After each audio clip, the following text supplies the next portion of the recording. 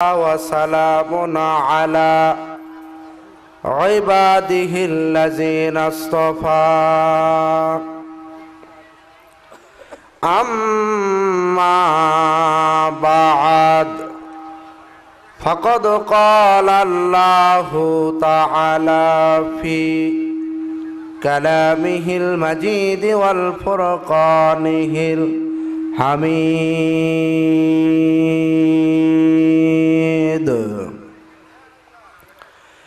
أعوذ بالله من الشيطان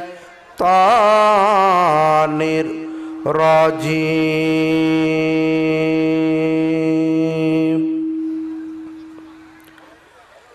بسم الله الرحمن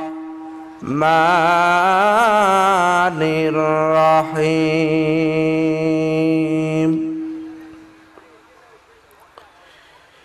يا أيها الذين آمنوا استعينوا بالصبر والصلاة إن الله مع الصابرين.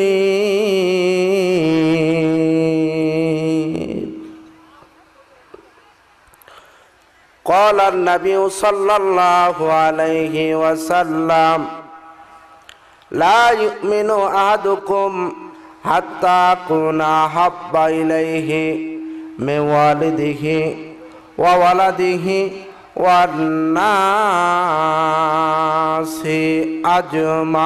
أجمعين. صدق الله العظيم. ঐতিহ্যবাহী নীলফামারী জেলার আরাজি দলুয়া ঈদগাহ ময়দান জামে মসজিদের উদ্যোগে আয়োজিত আজকের এই বাৎসরিক তাফসীরুল কোরআন মাহফিলের মঞ্চে উপবিষ্ট আছেন আজকের মাহফিলের সম্মানিত সভাপতি বিশিষ্ট আলেমে দ্বীন হযরত মাওলানা হাবিবুর রহমান সাহেব। আমি আমার অন্তরের অন্তঃস্থল থেকে ওনার প্রতি আন্তরিক শুভেচ্ছা জ্ঞাপন করছি।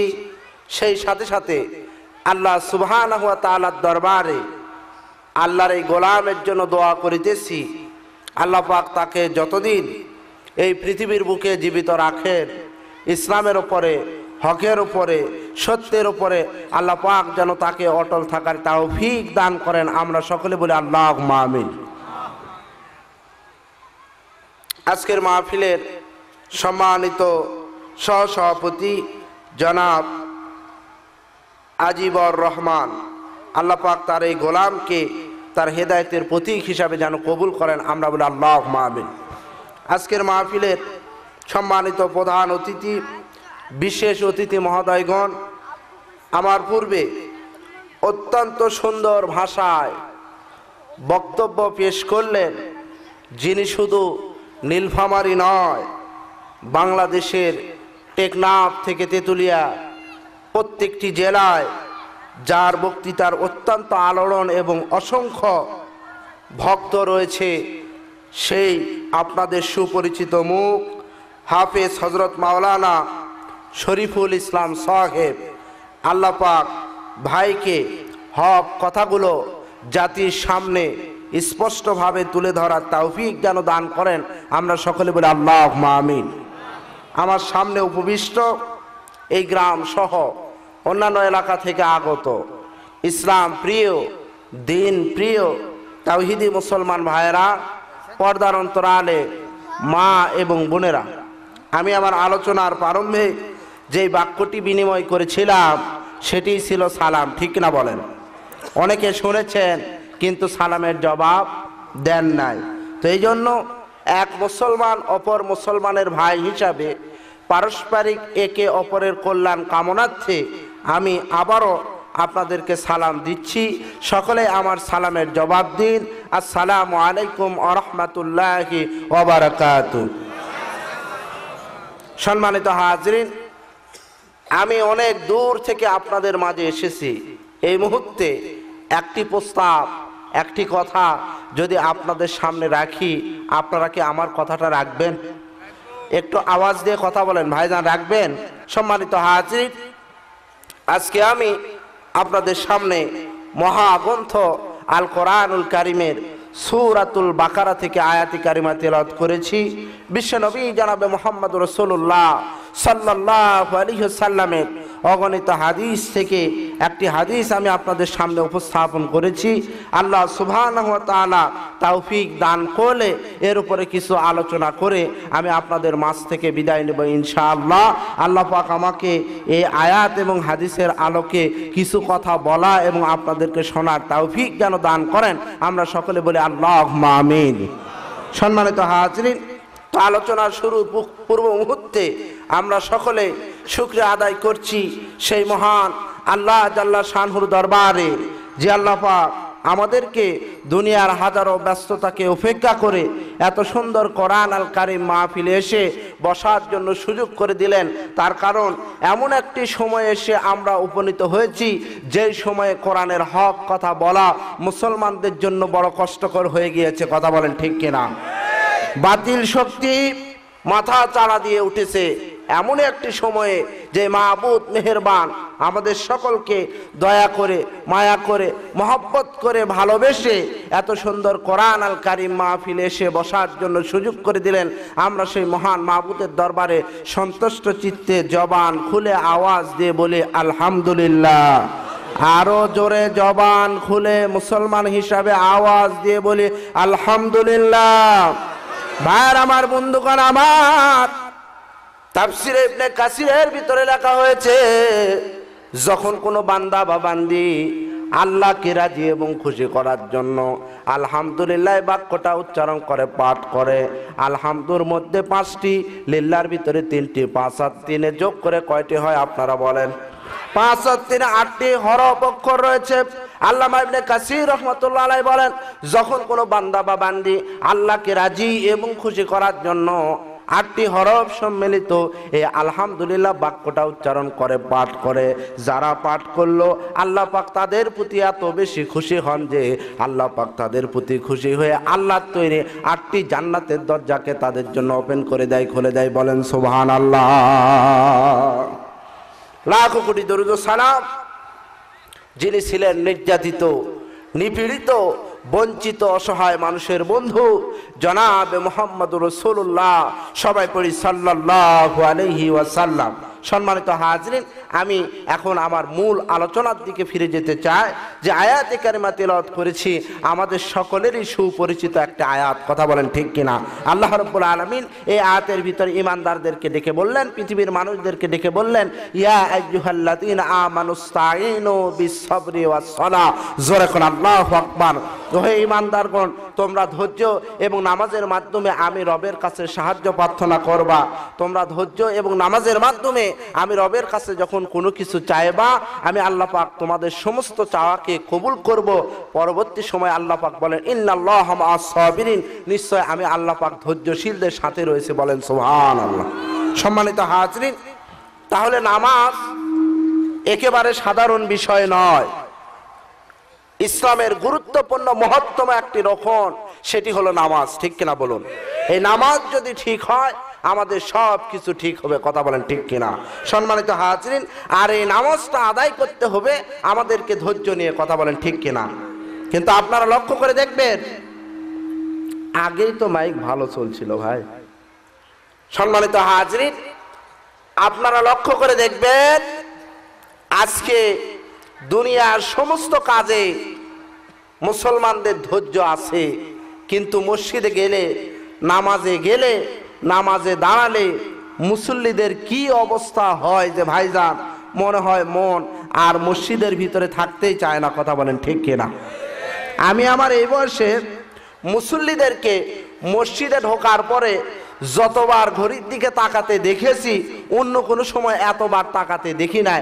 আপনারা দেখছেন কিনা জানি না, মসজিদে ঢুকলেই খালি ঘড়ির দিকে তাকায়, সময় হলেই কাম। শুক্রবার দিন ইমাম সাহেব যদি 2-1 মিনিট খুতবা বা বক্তৃতা দীর্ঘ করে ফেলে দেয়, এমন অনেক মুসল্লি আছে ইমামকে কমান্ড করে, হুজুর আপনি কি সময়ের দাম বোঝেন না? কথা বলেন ঠিক কিনা? হয়তো খবর নিয়ে দেখবেন যারা কমান্ড করে তারা নিয়মিত 5 ওয়াক্ত নামাজ হয়তো পড়ে না, 7 দিন পর একদিন যায়, হয়তোবা উনি মসজিদের সভাপতি, নতবা মসজিদের সেক্রেটারি, নতবা মসজিদের ক্যাশিয়ার। তবে সব সভাপতি, সব সেক্রেটারি, সব ক্যাশিয়ার কিন্তু এরকম না, সকলকে কিন্তু আমি বলতেছি না। তবে কিছু কিছু আছে সাধারণ মুসল্লিরা কমান্ড করে না, ওনারাই হঠাৎ করে ইমামকে বলে, হুজুর আপনি কি সময়ের দাম বোঝেন না? কথা বলেন ঠিক কিনা? আচ্ছা, ইমাম শব্দের অর্থ হলো নেতা। ইমাম যদি সময়ের দাম না বুঝতো তাহলে আমরা কিন্তু ইমামকে ইমামতি নেতা নিয়োগ করতাম না। কথা বলেন ঠিক কিনা? সম্মানিত হাজিরিন, আর আমার বাংলাদেশে মসজিদের ইমামকে নিয়োগ করার ক্ষেত্রে যত কিছু দেখা হয় ভাইজান, ইমাম সাহেবের পরিবার পরিজন পর্দার ভিতরে থাকে কিনা, ইমাম সাহেবের পিতামাতা আত্মীয় স্বজনের আচার আচরণ কেমন, বাড়িতে টিভি সিনেমা ডিশ অ্যান্টেনার আছে কিনা, যত কিছু খতিয়ে দেখে দেখে ইমামকে নিয়োগ করা হয়। আমার বাংলার জমিনে সমাজের অন্য নেতাগুলা নিয়োগ করার ক্ষেত্রে যেরকম মসজিদের ইমামকে আমরা নিয়োগ করি, এরকম পায়ে টু পায়ে সব কিছু খতিয়ে দেখে সমাজের নেতাগুলা যদি নিয়োগ করতাম, আমার বাংলার জমিনে যত নেতা আসতো সমস্ত নেতারা আসতো যোগ্য এবং আল্লাহওয়ালা নেতা। কথা বলেন ঠিক কিনা? কিন্তু মসজিদের নেতা আমরা ঠিকই নিয়োগ করতেছি, আসল জায়গায় এখনো সঠিক নেতা আমরা নিয়োগ করতে পারি। সম্মানিত হাজির, আল্লাহ পাককে আমরা দৈনিক সূরা ফাতিহার ভিতরে ওয়াদা দিচ্ছি, বলতেছে আল্লাহ ইয়্যাকা না'বুদু ওয়া ইয়্যাকা নাস্তাঈন, আমরা আপনারই ইবাদত বন্দেগী করে, আপনারই দাসত্ব করে, আপনারই গোলামি করে, কিন্তু যতক্ষণ আমরা নামাজে থাকি ততক্ষণই এই ওয়াদা। কিন্তু মসজিদ থেকে বের হয়ে আল্লাহর দাসত্ব গোলামি বাদ দিয়ে আমরা শয়তানের দাসত্ব এবং গোলামিতে মত্ত হয়ে গিয়েছি। কথা বলেন ঠিক কিনা? আল্লাহ পাক কোরআনুল কারীমের অন্যত্র আবার বললেন, কি বললেন? ইন্না সালাতা তানহা আনিল ফাহশাই ওয়াল মুনকার। জোরে বলেন আল্লাহু আকবার। নিশ্চয় নামাজ মানুষকে অন্যায় এবং অশ্লীল কার্যক্রম থেকে বিরত রাখে, দূরে রাখে। কিন্তু আমাদের সমাজে কিছু কিছু মুসল্লি আছে, আপনারা লক্ষ্য করবেন, নামাজ পড়ে তারপরে সুদ খায়। কথা বলেন ঠিক কিনা? নামাজ পড়ে মসজিদ থেকে বের হয়ে ঘুষ খায়, নামাজ পড়ে পরে জমির আল ঠেলে, নামাজ পড়ে আলেম ওলামাদের বিরুদ্ধে অবস্থান করে, নামাজ পড়ে মাদ্রাসা মসজিদের বিরোধিতা করে, নামাজ পড়ে ইসলামী আন্দোলনের বিরুদ্ধে অবস্থান করে। এমন অসংখ্য মুসল্লি আমার বাংলার জমিনে রয়েছে। কথা বলেন ঠিক কিনা? কিন্তু আল্লাহর কোরআন বলল, যারা নামাজি হবে তাদের দ্বারা সমাজে কোনো অন্যায় অশ্লীল কার্যক্রম কোনো কিছুই সংগঠিত হবে না। আপনি নামাজ পড়তেছেন, সুদ খাচ্ছেন, নামাজ পড়তেছেন, ঘুষ দিচ্ছেন, নামাজ পড়তেছেন ইসলামী আন্দোলনের বিরোধিতা করতেছেন, নামাজ পড়তেছেন আলেম ওলামাদের বিরুদ্ধে অবস্থান করতেছেন, তার মানে আপনি নিজেই বুঝে নেবেন যে এখনো আপনি পরিপূর্ণ নামাজি হতে পারেন নাই।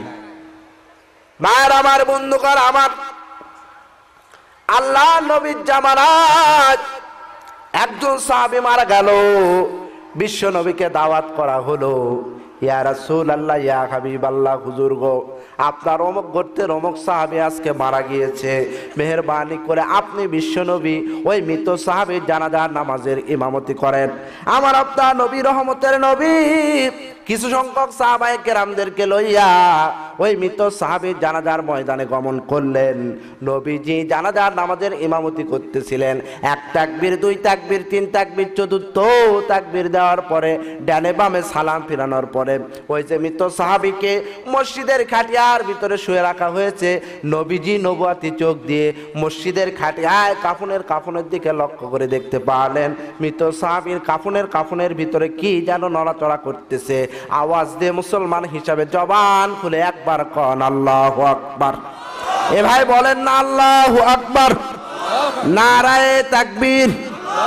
সম্মানিত হাজিরিন, ঠিক এমন মুহূর্তে আমার আপনার নবী রহমতের নবী একাগ্র চিত্তে মৃত সাহাবীর কাফনের দিকে তাকিয়ে রইলেন। আমি বিশ্বনবী এই মৃত সাহাবীর জানাজার নামাজ পড়ালাম, তার কাফনের ভিতরে কি রয়েছে নবীজি সেইটা জানার জন্য ব্যাকুল হয়েছেন। আল্লাহ নবীর অন্তরে কোনো কিছু জাগ্রত হতে দেরি, সেইটা আমার আল্লাহর ইলম পর্যন্ত বুঝতে বেশি দেরি হয় না। কথা বলেন ঠিক কিনা? আল্লাহ রাব্বুল আলামিন জিবরাইলের উপরে নোটিশ জারি করলেন, জিবরাইল এই মুহূর্তে আমার বন্ধুর কাছে চলে যাও, মৃত সাহাবীর কাফনের ভিতরে কি রয়েছে নবীজি সেইটা জানার জন্য ব্যাকুল হয়ে গিয়েছে। জিবরাইল আমিন বিশ্ব নবীর কাছে উপস্থিত। ইয়া রাসূলুল্লাহ, ইয়া হাবিবাল্লাহ, হুজুর গো, আপনি যখন এই সমস্যার ভিতরে পতিত হবেন, সমস্ত সমস্যার সমাধান দেওয়ার জন্য আল্লাহ পাক আপনার কাছে আমি জিবরাইল আমিনকে প্রেরণ করবেন। আওয়াজ দিয়ে আল্লাহু আকবার। সম্মানিত হাজিরিন, বিশ্ব নবী ডেকে বললেন, ইয়া আখি জিবরাইল, আমি রহমতের নবী এই মৃত সাহাবীর জানাজা নামাজ পড়ালাম, তার কাফনের দিকে লক্ষ্য করে দেখি তার কাফনের ভিতরে কি যেন নড়াচড়া করতেছে। যেই মাত্র নবীজি জিবরাইল আমিনকে এই কথা বলল, জিবরাইল আমিন ডেকে বললেন, হুজুর গো, আপনার এই মৃত সাহাবীর কাফনের ভিতরে কালো রঙের একটি বিষধর সাপকে নিযুক্ত করা হয়েছে। আমার ভাইয়েরা, যেই মাত্র জিবরাইল আমিন নবীজিকে এই খবর দিল, বিশ্ব নবী রহমতের নবী ডেকে বললেন, জিবরাইল, আমার এই মৃত সাহাবীর কি অপরাধ আর কি কারণে তার কাফনের ভিতরে কালো রঙের বিষধর সাপকে নিযুক্ত করা হলো, মেহেরবানি করে তুমি এই কথাটা আমাকে জানিয়ে দাও। সম্মানিত হাজিরিন, জিবরাইল আমিন ডেকে বললেন, হুজুর গো, কাফনের ভিতরে শুধুমাত্র সাপ আছে, এইটা বলার আল্লাহ পাক আমাকে দিছে। আপনি মৃত সাহাবীর কাফন খুলে ওই সাপকে উদ্ধার করে ওই সাপের জবান থেকে জানতে পারবেন আপনার এই মৃত সাহাবীর কি অপরাধ। আওয়াজ দিয়ে মুসলমান হিসাবে একবার জবান খুলে কন আল্লাহু আকবার। সম্মানিত হাজিরিন, জিবরাইল আমিন বিদায় হয়ে চলে গেলেন। আমার আপনার নবী রহমতের নবী সাহাবায়ে কেরামদেরকে ইশারা করলেন, ও আমার সাহাবীরা গো, এই মুহূর্তে জিবরাইল আমিন আমাকে খবর দিল, আমার এই মৃত সাহাবীর কাফনের ভিতরে কালো রঙের একটি বিষধর সাপকে নিযুক্ত করা হয়েছে। তোমাদের ভিতরে কোন সাহাবী আছো, মৃত সাহাবীর কাফন খুলে ওই সাপটাকে উদ্ধার করবা। সাপের কথা শুনলে আমার আপনার মতো মানুষ কিন্তু অটোমেটিক ভয় পায়। কথা বলেন ঠিক কিনা? সাপ যদি 10 হাত দূরে থাকে ভাই, শুধুমাত্র দেখবো সাপ, দেখা সারা কোন মুহূর্তে যে আমরা পিছনের দিকে 2 বিঘা জমি পার হয়ে যাব তাও তাকিয়ে দেখবো না যে সাপ আছে না গেছে। কথা বলেন ঠিক কিনা? সম্মানিত হাজিরিন, সাহাবায়ে কেরাম আশ্চর্য হয়ে গেলেন, ইয়া রাসূলুল্লাহ, ইয়া হাবিবাল্লাহ, হুজুর গো, সাপ হলো বিষাক্ত প্রাণী, আমাদের পক্ষে সম্ভব নয় মৃত সাহাবীর কাফন খুলে ওই সাপটাকে উদ্ধার করা। ওই জানাজার ময়দানে উপস্থিত ছিলেন ইসলামের দ্বিতীয় খলিফা হযরত ওমর ফারুক আজম। আওয়াজ দিয়ে জবান খুলে একবার কন আল্লাহু আকবার। হযরত ওমর ফারুক আজম ডেকে বললেন, ইয়া রাসূলুল্লাহ, ইয়া হাবিবাল্লাহ, হুজুর গো, আপনার কোন সাহাবী যখন মৃত সাহাবীর কাফন খুলে ওই সাপটাকে উদ্ধার করার জন্য রাজি হচ্ছে না, আমি ওমর আজকে মৃত সাহাবীর কাফন খুলে ওই সাপটাকে উদ্ধার করার জন্য রাজি হয়ে গেলাম। জোরে জোরে আওয়াজ দেখুন মারহাবা। ভাইরা আমার, বন্ধুগণ আমার, হযরত ওমর ফারুক আজম মৃত সাহাবীর লাশের কাছে আসলেন, কাফন খুললেন। বাস্তবে দেখা গেল কালো রঙের একটি বিষধর সাপ মৃত সাহাবীর বুক ফুটা করে কলিজার ঝোপা বের করে চিবায়া খাচ্ছে, রক্ত দ্বারা কাফন মেখে গিয়েছে। এই দৃশ্য দেখার সাথে সাথে হযরত ওমর ফারুক আজম লাঠি আনতে গিয়েছে সাপকে মারবে, হঠাৎ করে সাপের জবান খুলে গেল, সাপ বিশ্বনবীকে সালাম দিয়ে দিল। বলেন সুবহানাল্লাহ। সম্মানিত হাজিরিন, সাপ নবীকে সালাম দিয়ে বললেন, ইয়া রাসূলুল্লাহ, ইয়া হাবিবাল্লাহ, হুজুর গো, এই মুহূর্তে আমি লক্ষ্য করে দেখতে পাইতেছি ওমর আমাকে লাঠি নিয়ে মারার জন্য করে আসতেছে। আপনি ওমরকে মারতে নিষেধ করে দেন। তার কারণ হলো আমি দুনিয়ার কোনো প্রাকৃতিক প্রাণী সাপ নয়, আমি হলাম আল্লাহর পক্ষ থেকে প্রেরিত একজন আযাবের ফেরেশতা। আওয়াজ দিয়ে আল্লাহু আকবার। সম্মানিত হাজিরিন, আমার আপনার নবী রহমতের নবী এমন একজন নবী রে ভাই, দুনিয়ার সমস্ত মাখলুকের ভাষা বোঝার মতো ক্ষমতা আল্লাহ পাক আমার আপনার নবী রহমতের নবীকে দান করেছিল। আওয়াজ দিয়ে আল্লাহু আকবার। দুইটা মুরগি কি নিয়ে ঝগড়া করতেছে পৃথিবীর কেউ বুঝতে না পারলে আমার আপনার নবী রহমতের নবী সেইটা বুঝতে পারতো। দুইটা ছাগল কি নিয়ে মারামারি করতেছে কেউ বুঝতে না পারলে আমার আপনার নবী রহমতের নবী তাদের ঝগড়ার কারণ বুঝতে পারতো। সম্মানিত হাজরিন, সাপ আর নবীর ভিতরে কথোপকথন হচ্ছে, ওদিকে ওমর শুধু বারবার লাঠি নিয়ে মারার জন্য করে আসতেছে। তার কারণ হলো ভাই রে, সমস্ত সাহাবীর চাইতে ওমরের দিলের ভিতরে অন্তরের ভিতরে আল্লাহর মহাব্বত, দ্বীনের মহাব্বত কিন্তু বেশি ছিল। কথা বলেন ঠিক কিনা? সম্মানিত হাজরিন, দারুন নদওয়ার বৈঠকে সিদ্ধান্ত নেওয়া হয়েছে যে মুহাম্মাদের মাথা আনতে পারবে তাকে উপযুক্ত পুরস্কার দেওয়া হবে। ওমরের মতো বীর নাঙ্গা খোলা তরবারি নিয়ে পুরস্কারের আশায় আমার আপনার নবী রহমতের নবীকে হত্যা করতে গিয়েছিলেন। আমাদের প্রত্যেকের জানা ঘটনা। তার বোন এবং ভগ্নিপতির মুখে কোরআনের আয়াত শুনে হযরত ওমর আশ্চর্য হয়ে গিয়ে নবীজির হাতে গিয়ে নবীজির সুন্দর চেহারা দেখে তার হাতে হাত রেখে তাওহীদের কালেমা পড়ে হযরত ওমর মুসলমান হয়ে গিয়েছিলেন। কথা বলেন ঠিক কিনা? সম্মানিত হাজরিন, ওমরের ইসলাম ধর্ম গ্রহণের কাহিনী আমরা প্রত্যেকেই জানি। পুরা কাহিনী বলার সময় নাই, সংক্ষিপ্ত পরিসরে যে কথাটি আমি আপনাদের সামনে বলতে চাচ্ছি, হযরত ওমর ফারুক আজম যখন নবীদের হাতে হাত রেখে তাওহীদের কালেমা পড়ে মুসলমান হলেন, আল্লাহর নবী রহমতের নবীকে ডেকে বললেন, হুজুর আমি ওমর তো কালেমা পড়ে মুসলমান হলাম, আজকের থেকে মুসলমানের সংখ্যা কত হলো? আমার আপনার নবী রহমতের নবী ডেকে বললেন, ওমর মুসলমানের সংখ্যা 39 ছিল, তোমাকে দিয়ে 40 হলো। আওয়াজ দিয়ে বলেন আল্লাহু আকবার। সম্মানিত হাজরিন, ঠিক এমন মুহূর্তে হযরত ওমর ফারুক আজম ডেকে বললেন, হুজুর গো, আমি ওমর যখন কালেমা পড়ে মুসলমান হয়েছি, আমি ওমর কথা দিলাম এতদিন আপনি মক্কার জমিনে গোপনে গোপনে কালেমার দাওয়াত দিয়েছেন, আমি ওমর যখন কালেমা পড়ে মুসলমান হয়েছি, আমি ওমর কথা দিলাম আগামীকাল থেকে এই মক্কার জমিনে আপনি প্রকাশ্যে কালেমার দাওয়াত দিবেন। আওয়াজ দিয়ে আল্লাহু আকবার। এ ভাই বলেন না আল্লাহু আকবার। নবী তো সাহস পেয়ে গেলেন। হযরত ওমর ফারুক আজম ডেকে বললেন, হুজুর গো, আমার হাতে তরবারি রয়েছে, এই তরবারি আপনি জমা নিয়ে নেন। তার কারণ হলো আমি আপনাকে হত্যা করতে এসেছিলাম, কিন্তু কোরআনের আয়াত শুনে আপনার চেহারা দেখে আমি আপনার হাতে হাত রেখে তাওহীদের কালেমা পড়ে মুসলমান হয়ে গেলাম। হুজুর আপনি আমার তরবারি নেন। আল্লাহর নবী বললেন, ওমর রে, আমি তোমার তরবারি নিব না, তুমি তোমার তরবারি নিয়ে যাও। সম্মানিত হাজরিন, হযরত ওমর বিশ্ব নবীকে ডেকে বললেন, হুজুর আমি কি কালেমা দেওয়ার সমাজের বুকে প্রচার করতে পারবো? আমার আপনার নবী রহমতের নবী ডেকে বললেন, ওমর রে, আমার প্রত্যেকটি উম্মত হলো দায়ী উম্মত। আমার একটি বাণী জেনে থাকলেও তাদের উপর দায়িত্ব এবং কর্তব্য হলো ওই বাণীটা অন্য মুসলমানদের কাছে, অন্য ইমানদারদের কাছে পৌঁছে দেওয়া, তার অপর ভাইয়ের কাছে পৌঁছে দেওয়া। কথা বলেন ঠিক কিনা?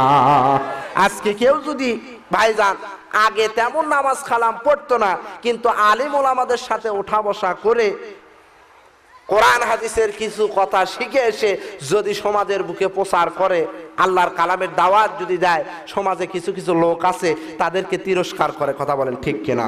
যে হয় দেখছি আগে তুমি তেমন নামাজ কালাম পড়তেই না, 2-4 দিন আলিম ওলামাদের সাথে উঠবস করে 2-4 হরফ শিখে এসে ভালোই সুফিগিরি তুমি শুরু করে দিয়েছো, তোমার অতীতের দিকে তাকাও। আমার ভাইরা, বাস্তব একটা কথা বলতে চায়, যারা কোরআনের কথা বলে এবং যারা শোনে উভয় আল্লাহর কাছে সম্মানিত। কথা বলেন ঠিক কিনা? তারা শিখে এসে আপনাদেরকে দাওয়াত দিচ্ছে, আপনারা পারলে তাদের দাওয়াতকে গ্রহণ করবেন, কিন্তু তাদেরকে কিছুতেই তিরস্কার করা যাবে। সম্মানিত হাজির, হযরত ওমর ডেকে বললেন, হুজুর গো, আমি কি এই কালেমার দাওয়াত সমাজে দিতে পারবো? বিষ্ণু বললেন, অবশ্যই দিতে পারবা। ওদিকে মক্কার সমস্ত নেতারা অপেক্ষা করতেছে, ওমরের মতো বীর আজকে মুহাম্মদকে হত্যা করার জন্য গিয়েছে, অবশ্যই অবশ্যই মুহাম্মাদের মাথা নিয়ে আনবে। এমনকি ওমরের নিজের পিতা খাত্তাব বাড়ির আঙিনায় দাঁড়িয়ে দাঁড়িয়ে অপেক্ষা করতেছে কোন মুহূর্তে ওমর মুহাম্মাদের মাথা নিয়ে আনবে। সম্মানিত হাজিরিন, এদিকে ওমর কালেমা পড়ে মুসলমান হওয়ার পরে নুড়ি সুড়ি হয়ে যখন বাড়ির দিকে আসলো, ওমরের পিতা খাত্তাব ডাক দিয়ে বললেন, ওমর রে, মুহাম্মাদের মাথা কোথায়, মুহাম্মাদের মাথা কোথায়?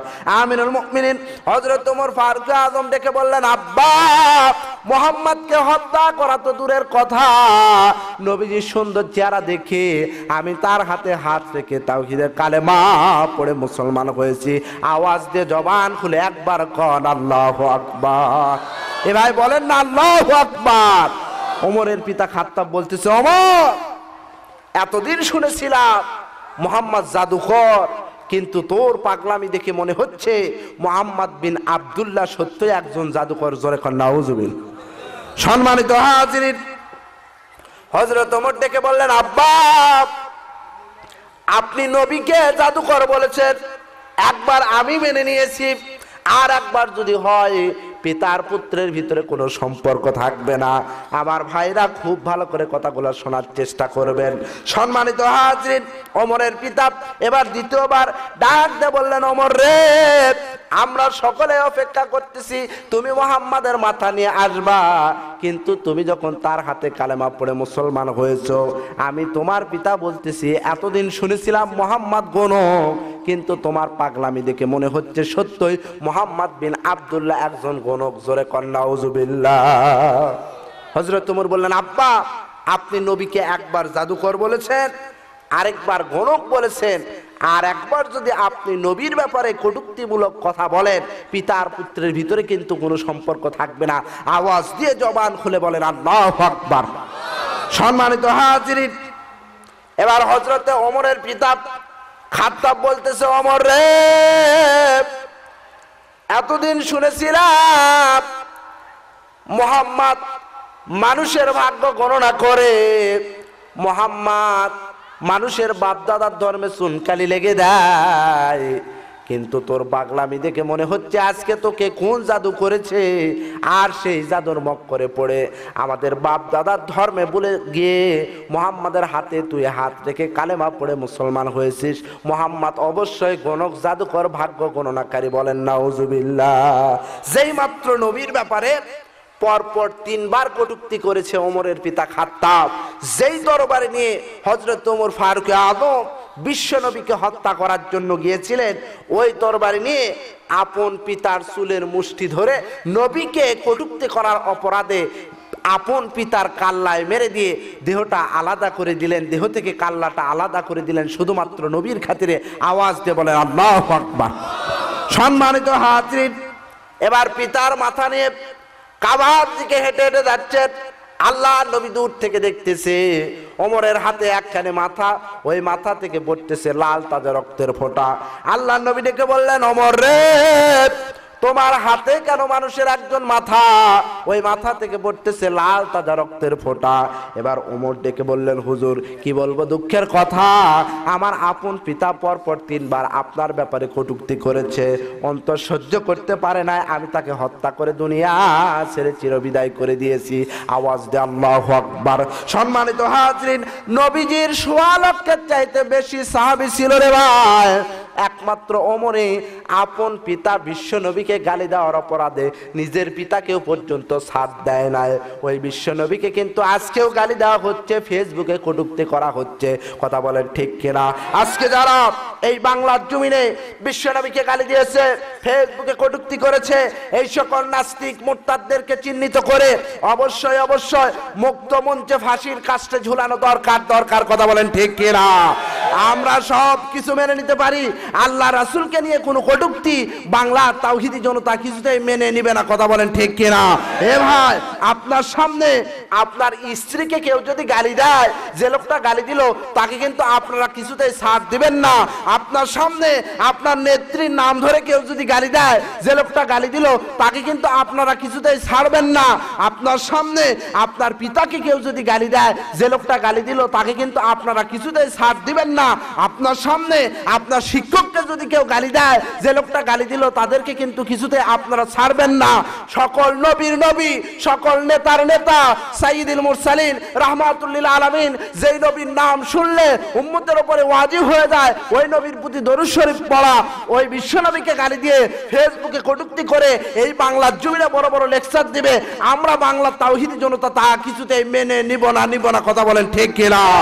আজকে যারা এই বাংলার জমিনে বিশ্বনবীকে গালি দিয়েছে, ফেসবুকে কটূক্তি করেছে, অনতি বিলম্বে এই সকল নাস্তিক মুরতাদদেরকে চিহ্নিত করে মুক্ত মঞ্চে ফাঁসির কাস্টে ঝুলানো দরকার। এটা হলো বাংলার তাওহীদি জনতার দাবি। আওয়াজ দিয়ে কথা বলেন ঠিক কিনা? সম্মানিত হাজরিন, ইসলামী বিপ্লব, ইসলামের শত্রুরা হুঁশিয়ার, আল্লাহু আকবার। ভাইয়ের আমার, বন্ধুগণ আমার, ওমর নিজের পিতাকেও পর্যন্ত সাথ দেয় নাই। সেই ওমর যখন কাপনের কাপন খুললো, তাকিয়ে দেখতেছে সাপ কি করতেছে, মৃত সাহাবীর কলিজার ঝোপা বের করে চিবা খাচ্ছে। আল্লাহ নবী আর সাপের ভিতরে কথোপকথন হচ্ছে, আলাপ আলোচনা হচ্ছে। আপনাদের কথা মনে আছে না? না। সম্মানিত হাজিরিন, হযরত ওমর ফারুক আযম লাঠি নিয়ে বারবার আসতেছে। আল্লাহর কুদরতে সাপের জবান খুলে গেল। সাপ ডেকে বললেন, হুজুর গো, আপনি ওমরকে মারতে নিষেধ করে দেন। তার কারণ হলো আমি দুনিয়ার কোনো প্রাকৃতিক প্রাণীর সাপ নয়, আমি হলাম আল্লাহর পক্ষ থেকে প্রেরিত একজন আযাবের ফেরেশতা। আওয়াজ দিয়ে জবান খুলে একবার কন আল্লাহু আকবার। ওদিকে ওমর শুধু বারবার মারার জন্য আসে, তার কারণ হলো আল্লাহর দ্বীনের মহব্বত, ভালোবাসা, প্রেম ওমরের ভিতরে বেশি ছিল। কথা বলেন ঠিক কিনা? কইরে খালেদ কইরে ওমর, কইরে খালেদ কইরে ওমর, এসেছে নতুন বদর, কোথারে দিগ্বিজয়ী তরুণ মুজাহিদ। আবারও কি গাইতে হবে ঘুম ভাঙানো গীত, আবারও কি গাইতে হবে ঘুম ভাঙানো গীত। কইরে খালেদ কইরে ওমর, এসেছে নতুন বদর, কোথারে দিগ্বিজয়ী তরুণ মুজাহিদ। আবারও কি গাইতে হবে ঘুম ভাঙানো গীত, আবারও কি গাইতে হবে ঘুম ভাঙানো গীত। কইরে খালেদ কইরে ওমর, এসেছে নতুন বদর, কইরে খালেদ কইরে ওমর, এসেছে নতুন বদর, কোথারে দিগ্বিজয়ী তরুণ মুজাহিদ। আবারও কি গাইতে হবে ঘুম ভাঙানো গীত, আবারও কি গাইতে হবে ঘুম ভাঙানো গীত। কোনো একদিন এদেশের আকাশে কালেমার পতাকা দুলবে, সেদিন সবাই খোদাই বিধান পেয়ে দুঃখ বেদনা ভুলবে। নারায়ে তাকবীর। সম্মানিত হাজরিন, সেই ওমর বারবার মারার জন্য আসতেছে। সাপের জবান খুলে গেল। সাপ নবীজিকে ডেকে বললেন, হুজুর গো, আমি দুনিয়ার কোনো প্রাকৃতিক প্রাণীর সাপ নয়, আমি হলাম আল্লাহর পক্ষ থেকে প্রেরিত একজন আযাবের ফেরেশতা। সাপ আর নবীর সঙ্গে কথোপকথন হচ্ছে। আমার ভাইয়েরা, বিশ্ব নবী ডেকে বললেন, রে সাপ নবী ফেরেশতা, কি কারণে আমার এই মৃত সাহাবীর লাশের উপরে নিযুক্ত হয়েছ? তার বুক ফুটা করে কলিজার চোপা চিবা খাচ্ছ। এবার সাপ রূপী ফেরেশতা বলতেছে, হুজুর, আপনার এই মৃত সাহাবীর 1 নয় 2 নয়, গুরুতর 3টি গোপন অপরাধ রয়েছে। আর 3টি গোপন অপরাধের কারণে আল্লাহ পাক দুনিয়াতে তাকে শাস্তি দেওয়ার জন্য তার লাশের উপরে নিযুক্ত করেছে।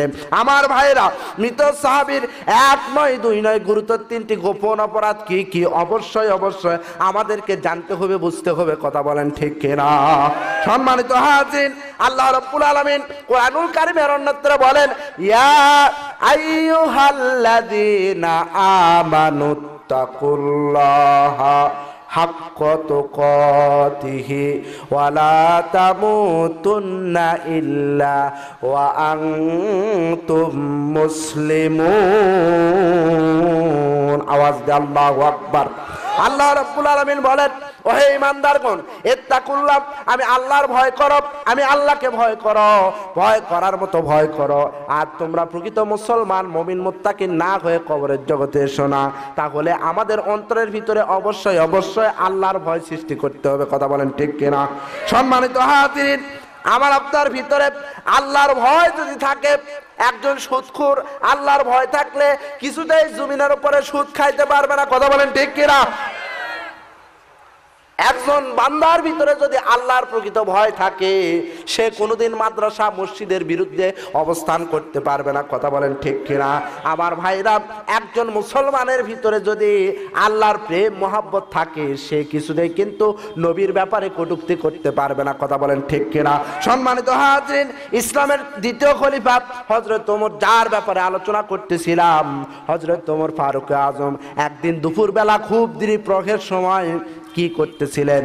খরস্রোত রোদের ভিতর দিয়ে, মরুভূমির পথ দিয়ে, পাহাড়ের পাদদেশে যাইতেছিলেন। যাইতে যাইতে হঠাৎ করে মাঠের ভিতরে দেখতে পেলেন একজন রাখাল ছাগল চড়াচ্ছে। আমিরুল মুমিনিন হযরত ওমর ফারুক আজম রাখালকে লক্ষ্য করে বললেন, ভাইজান, আপনার ছাগলের পালের ভিতরে কি দুধ দেওয়ার মতো কি কোনো ছাগল আছে? আওয়াজ দিয়ে জবান খুলে একবার কন আল্লাহু আকবার। সম্মানিত হাজরিন, আমিরুল মুমিনিন হযরত ওমর ফারুক আজম ডেকে বললেন, ভাইজান, আমি বড় তৃষ্ণার্ত, আমি বড় ক্ষুধার্ত, আপনার ছাগলের ভিতরে দুধ দেওয়ার মতো কি কোনো ছাগল আছে? ওই ছাগল থেকে দুধ দহন করে এক গ্লাস দুধ আপনি আমাকে দেন, আমি পান করে আমার গন্তব্যস্থলে যাইতে চাই। এবার রাখাল ডাক দিয়ে বলতেছেন, রে পথিক মুসাফির, আমি আপনার পরিচয় জানি না, কিন্তু কি বলবো, মাঠের ভিতরে যেই ছাগল দেখতে পাইতেছেন, অসংখ্য ছাগলের স্তনের ভিতরে দুধ রয়েছে, কিন্তু কি বলবো, দুঃখের কথা, এই ছাগলের মালিক আমি নয়, আমি হলাম মালিকের কর্তব্য নিয়োজিত একজন রাখাল। আওয়াজ দিয়ে জবান খুলে একবার কন আল্লাহু আকবার।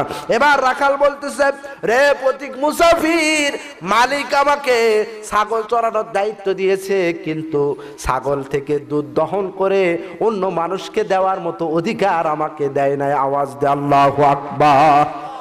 সম্মানিত হাজিরিন, খলিফাতুল মুসলিমিন হযরত ওমর রাখালের দায়িত্ব এবং কর্তব্য বোধ থেকে আশ্চর্য হয়ে গেল। ডাকতে বললেন, ভাইজান, এই প্রখর উত্তপ্ত রোদের ভিতরে আপনার যে দায়িত্ববোধ এবং কর্তব্যবোধ দেখলাম, আপনার অন্তরের খবর এই পৃথিবীর সাধারণ মানুষ যদি জানতো, ওমরের মতো ব্যক্তিকে এই দেশের প্রেসিডেন্ট খলিফা না বানায়া আপনার মতো ব্যক্তিকে খলিফার আসনে বসা দিত। আওয়াজ দিয়ে জবান খুলে একবার কন আল্লাহু আকবার। আমিরুল মুমিনিন হযরত ওমর ফারুক আজম রাখালকে লক্ষ্য করে যখন এই কথা বলল, এবার রাখাল কি বলে দেখেন। রাখাল আঙ্গুল উত্তোলন করে বললেন, রে পথিক মুসাফির, আমি আপনার পরিচয় জানি না, তবে খবরদার খবরদার, আমার রাষ্ট্রের প্রেসিডেন্টের ব্যাপারে এত বড় কথা আপনি বলতে পারবেন না। তার কারণ হলো, আমি দৈনিক 5 ওয়াক্ত নামাজের পরে আমার নিজের জন্য দোয়া না করে আল্লাহর দরবারে খলিফাতুল মুসলিমিন হযরত ওমরের জন্য দোয়া করে। আওয়াজ দিয়ে বলেন মারহাবা। ছদ্মবেশে কে ভাইজান? খলিফাতুল মুসলিমিন হযরত ওমর। উনি নিজের পরিচয়কে গোপন রাখলেন। ডাক দিয়ে বললেন, হে রাখাল, তুমি এই দেশের প্রেসিডেন্ট খলিফা ওমরের জন্য দোয়া করো। হয়তো খলিফার সঙ্গে তোমার কোনো আত্মীয়তার সম্পর্ক আছে, নতবা লেনদেনের কোনো সম্পর্ক আছে, নতবা খলিফার বাড়ির কাছে তোমার বাড়ি, এই জন্য তুমি বুঝি খলিফার জন্য হাত তুলে আল্লাহর দরবারে দোয়া করো। আওয়াজ দিয়ে বলেন আল্লাহু আকবার। বার আমার বন্ধুগণ আমার, এবার খলিফার প্রতি উত্তরে রাখাল ডাক দিয়ে বললেন, রে পথিক মুসাফির, আমি আপনার পরিচয় জানি না, তবে একটা কথা বলতে চাই, আমি 2 নয়নে কোনোদিন খলিফা ওমরকে একবারও দেখি নাই। তবে এমন একজন ব্যক্তিকে আমরা এই দেশের রাষ্ট্রপ্রধান হিসাবে পেয়েছি, যিনি ছিলেন নবীকে হত্যা করতে গিয়ে নবীজির সুন্দর চেহারা দেখে তার হাতে হাত রেখে তাওহীদের কালেমা পড়ে মুসলমান হয়ে গিয়েছিলেন। বলেন সুবহানাল্লাহ। রাখাল বলতেছে, এমন একজন ব্যক্তিকে আমরা রাষ্ট্রপ্রধান হিসাবে পেয়েছি, যিনি দুনিয়াতে জীবিত থাকতে আল্লাহ পাক তাকে জান্নাতের অগ্রিম টিকিট দিয়েছেন। আওয়াজ দিয়ে আল্লাহু আকবার। এমন একজন ব্যক্তিকে আমরা রাষ্ট্রপ্রধান হিসাবে পেয়েছি, যার সামনে গিয়ে কেউ যদি মিথ্যা কথা বলতে চায়, আল্লাহর কুদরতে তার জবান থেকে মিথ্যা কথা বের হয়ে আসে না, আল্লাহর কুদরতে তার জবান থেকে সত্য কথা চটচট করে বের হয়ে আসে। বলেন মারহাবা। সম্মানিত হাজিরিন, রাখাল ডাক দিয়ে বলতেছেন, রে পথিক মুসাফির, আমরা এমন একজন ব্যক্তিকে এই দেশের রাষ্ট্রপ্রধান হিসাবে পেয়েছি যার ব্যাপারে আল্লাহর নবী বলেছেন আমার পরে যদি কেউ নবী হতো তাহলে ওমরকে আল্লাহ পাক নবী বানিয়ে দিত। আওয়াজ দিয়ে আল্লাহু আকবার। সম্মানিত হাজিরিন, এবার খলিফাতুল মুসলিমিন হযরত ওমর ফারুক আযম রাখালকে লক্ষ্য করে বললেন, ভাইজান আপনি যখন আমাকে এক গ্লাস দুধ পান করার সুযোগ দিলেন না, তৃষ্ণায় আমার ছাতি ফাটফাট ভাব, আমি আমার গন্তব্যস্থলে চলে যেতে চাই। তবে একটি কথা আপনাকে বলতে চাই রে ভাই, যে ওমরের জন্য আল্লাহর দরবারে এত দোয়া করেন, আপনার মন দিল কি চায় ওই খলিফা ওমরকে একটি নজর দেখার জন্য? আওয়াজ দিয়ে বলেন মারহাবা। রাখাল দুই চোখের পানি ছেড়ে দিয়ে কান্দে, ডাক দে বলে, তাই কি আমার পক্ষে সম্ভব হয়? আমিরুল মুমিনিন হযরত ওমর ফারুক আযম ডাক দে বললেন, আমি যদি আপনাকে ওমরের সঙ্গে সাক্ষাৎ করানোর ব্যবস্থা করি।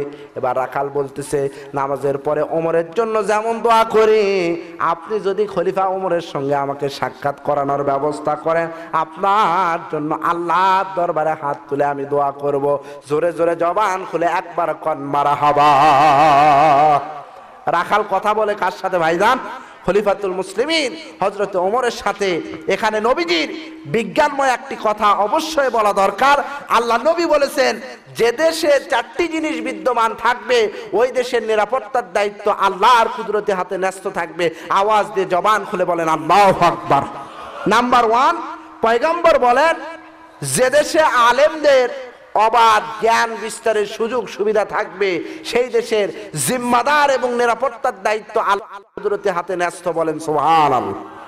সম্মানিত হাজরিন, 2 নম্বরে পয়গম্বর বলেন, যে দেশের ধনীরা সম্পদের পুঙ্খানুপুঙ্খভাবে হিসাব করে যাকাত দিবে ওই দেশের নিরাপত্তার দায়িত্ব আল্লাহর কুদরতি হাতে ন্যস্ত। বলেন মারহাবা। 3 নম্বরে পয়গম্বর বলেন, যেই দেশের বিচারকেরা ন্যায্যভাবে বিচার কার্য পরিচালনা করবে ওই দেশের নিরাপত্তার দায়িত্ব আল্লাহর হাতে। 4 নম্বরে আল্লাহর নবী বলেন, যেই দেশের জনসাধারণ ওই দেশের নেতৃবৃন্দের জন্য দোয়া করবে সেই দেশের নিরাপত্তার দায়িত্ব আমার আল্লাহর কুদরতি হাতে ন্যস্ত। জোরে জোরে আওয়াজ দেয় একবার কন আল্লাহু আকবার।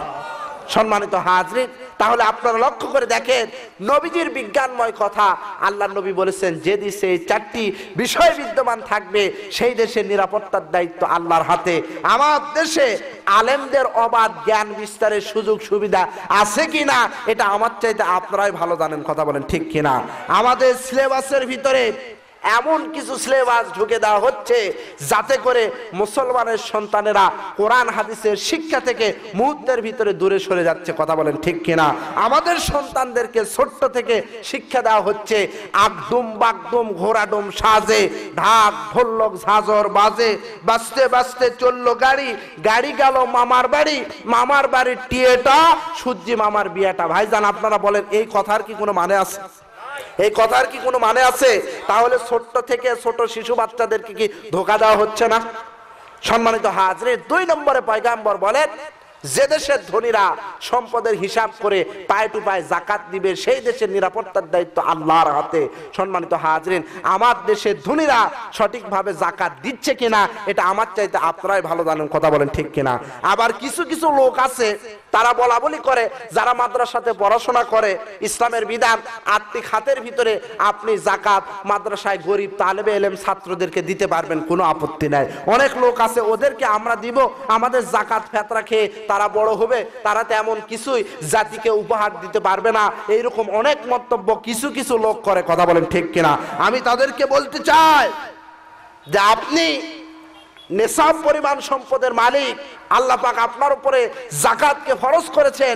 এই যাকাতের অর্থ গরিব ছাত্রদেরকে দিবেন, তারা খেয়ে পড়াশোনা করবে, আল্লাহর কালাম পড়বে, হাদিস পড়বে, এর সওয়াব অবশ্যই অবশ্যই আপনি পাবেন। কথা বলেন ঠিক কিনা? কিন্তু আপনি যদি নেশাব পরিমাণ সম্পদের মালিক হয়ে আল্লাহ পাক তাদেরকে খাওয়ার বিধান দিয়েছেন, খাওয়ার অধিকার দিয়েছেন, গরিব তালেবে ইলম ছাত্ররা এই জন্য খায় এবং তাদেরকে যাকাত দেওয়া হয়। যাকাতের যে 8টি খাত আছে এই 8টি খাতে যাকাত দেওয়া হয়, কিন্তু আপনি যদি তাদেরকে পুঙ্খানুপুঙ্খভাবে যাকাত না দিয়ে ওই জাকাতের অর্থ আপনি নিজে যদি খান পরিপূর্ণভাবে, আপনি যদি জাকাত আদায় না করেন, আপনার পরিবার সুদ্ধা যদি ওই অর্থ খান, তাহলে আপনি যে এর চাইতে জঘন্যতম অপরাধ করতেছেন, এটাকে আপনি জরিপ করে দেখেছেন ভাইজান? কথা বলেন ঠিক কিনা?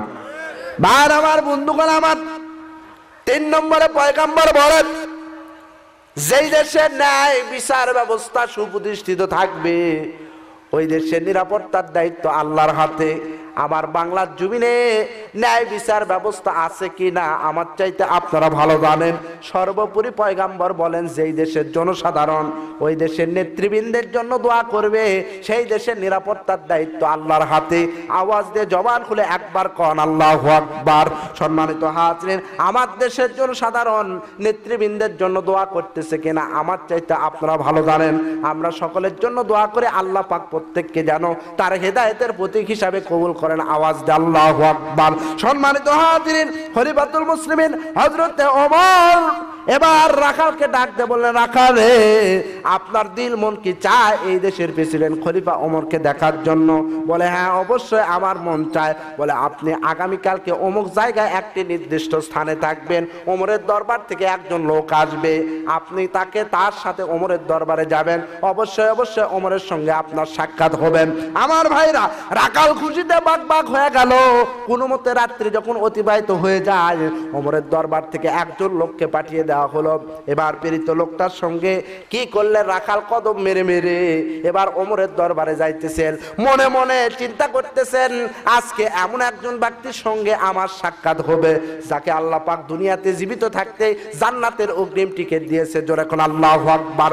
রাখাল মনে মনে ভাবতেছে, এমন একজন ব্যক্তিকে আমি সচক্ষে আজকে দেখতে পারবো, যিনি কি করতেন, আল ফারিকু বাইনাল হাক্কি ওয়াল বাতিল, যিনি মুহূর্তের ভিতরে সত্য এবং মিথ্যার মাঝে পার্থক্য নিরূপণ করতে পারতেন। কথা বলেন ঠিক কিনা?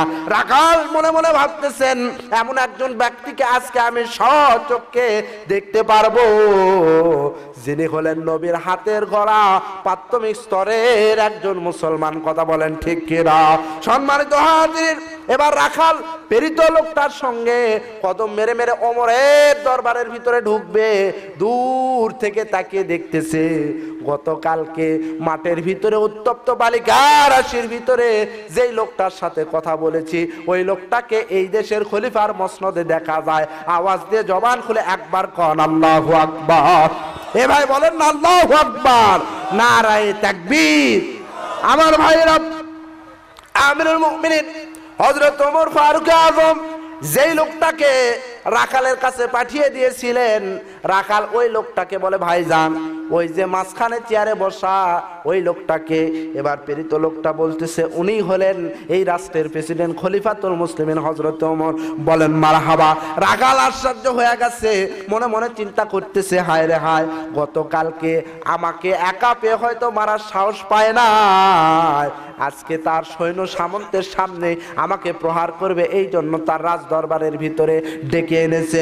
আমার ভাইরা, এবার রাখাল 1 কদম 2 কদম দিয়ে খলিফাতুল মুসলিমিন ওমরের কাছে যখন আসলো, আমিরুল মুমিনিন হযরত ওমর বসা চেয়ার থেকে দাঁড়িয়ে গিয়ে রাখালকে বুকের সাথে জড়িয়ে ধরে ডাক দিয়ে বললেন, রে নবী সাহাবীরা, তোমরা যদি আমার রাজ্যের এই রাখালের অন্তরের খবর এবং দায়িত্ববোধ যদি জানতা, মুহূর্তের ভিতরে আমাকে ক্ষমতার চেয়ার থেকে নামায়া এই রাখালকে এই দেশের প্রেসিডেন্টের আসনে তোমরা বসা দিতে। আওয়াজ দিয়ে বলেন আল্লাহু আকবার। সম্মানিত হাজির, রাখাল আশ্চর্য হয়ে গেল। আমিরুল মুমিনিন হযরত ওমর ফারুক আযম ডেকে বললেন, ভাইজান গতকালকে আমি আপনাকে পরিচয় দেই নাই। রাখাল বলতেছে, হুজুর আপনি যে এই দেশের প্রেসিডেন্ট, আমি যদি আগে জানতাম আপনার দরবারে আসতাম না। সম্মানিত হাজিরিন, এবার আমিরুল মুমিনিন হযরত ওমর রাখালকে ডেকে বললেন, ভাইজান আপনি গতকালকে যে অন্তর ইখলাস নিয়ে আমার সাথে মাঠের ভিতরে কথাবার্তা করেছেন, ওই ইখলাস এবং নিয়ত নিয়ে কিছু হিকমতপূর্ণ কথা আমাদেরকে শোনান। আমরা নবীর সাহাবীরা আপনার মুখ থেকে বয়ান শুনে আমরা প্রত্যেকে আমাদের অন্তরের ভিতরে আল্লাহর ভয়কে সৃষ্টি করতে চাই। জোরে জোরে আওয়াজ দেয় একবার কন আল্লাহু আকবার।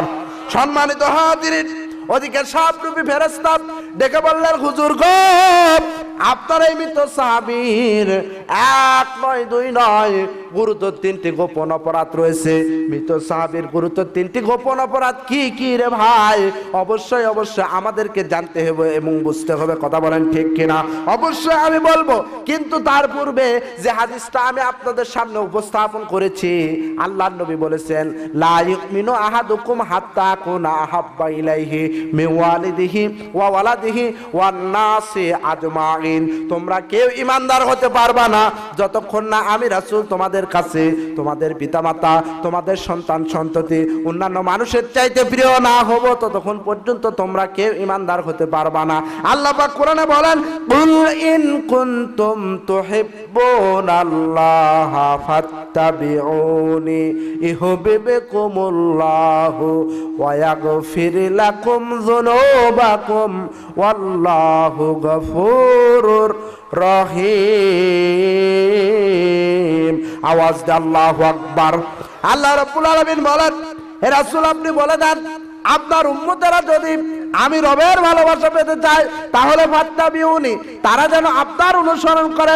তারা যখন আপনার অনুসরণ করবে, আমি আল্লাহ পাক তাদেরকে ভালোবাসবো এবং তাদের জীবনের সমস্ত গুনাহ খাতা আমি আল্লাহ পাক মাফ করে দিব। আওয়াজ দিয়ে বলেন একবার মারহাবা।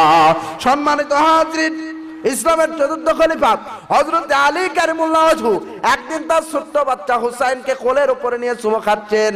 আমরা যেমন পিতা হিসাবে ছোট্ট বাচ্চা সন্তানদেরকে আদর করি, আমার ভাইরা, এক পর্যায়ে হযরত হুসাইন আলীকে ডেকে বললেন, আব্বু আপনি কি আমাকে খুব বেশি ভালোবাসেন? বলে, বাবা অবশ্যই অবশ্যই তোমাকে ভালোবাসি। এবার হুসাইন বললেন, আব্বু আপনি কি আমার ভাই হাসানকে ভালোবাসেন না? বলে, তাকেও ভালোবাসি। এবার হুসাইন বললেন, আব্বু আপনি কি আমার মা ফাতেমাকে ভালোবাসেন না? বলে, তাকেও ভালোবাসি। হযরত হুসাইনের পরে বললেন, আব্বু আপনি কি আমার নানা মুহাম্মদুর রাসূলুল্লাহ সাল্লাল্লাহু আলাইহি ওয়াসাল্লামকে ভালোবাসেন না? আওয়াজ দিয়ে জবান খুলে একবার কোন আল্লাহু আকবার। এবার বলেন না আল্লাহু আকবার, নারায়ে তাকবীর। আমার ভাইরা, হযরত হুসাইন যখন আলীকে রাসূলের ভালোবাসার কথা বলল, হযরত আলী ডেকে বললেন, হুসাইন প্রশ্ন করতে করতে এত বেশি গভীরে তুমি চলে যাইবারে বাবা, কোনদিন আমি ধারণা করি নাই। তুমি যখন প্রশ্ন করেছো, আমার পক্ষ থেকে পিতা হিসাবে উত্তর নিয়ে নাও, এই পৃথিবীর সকলের চাইতে আমি আল্লাহ এবং তার রাসূলকে কোটি কোটি গুণ বেশি ভালোবাসি। জোরে বলেন আল্লাহু আকবার। সম্মানিত হাজরিন, এবার হুসাইন ডেকে বললেন, আব্বু এই মুহূর্তে আপনাকে ভালোবাসার একটা পরীক্ষা দিতে হবে। হযরতে আলী বললেন, কি পরীক্ষা দিতে হবে? হযরতে হুসাইন ডেকে বললেন, আব্বু এই মুহূর্তে আমার নানা মুহাম্মদ সাল্লাল্লাহু আলাইহি ওয়াসাল্লামের পক্ষ থেকে আপনার কাছে যদি এলান এসে যায় আল্লাহর দ্বীনকে জমিনের উপরে প্রতিষ্ঠিত করার জন্য আপনাকে জিহাদের ময়দানে গমন করতে হবে।